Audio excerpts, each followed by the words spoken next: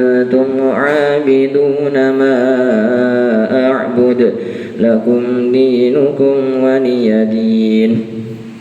لا إله إلا الله والله أكبر. بسم الله الرحمن الرحيم. إذا جاء نصر الله والفتح ورأيت الناس يدخلون في دين الله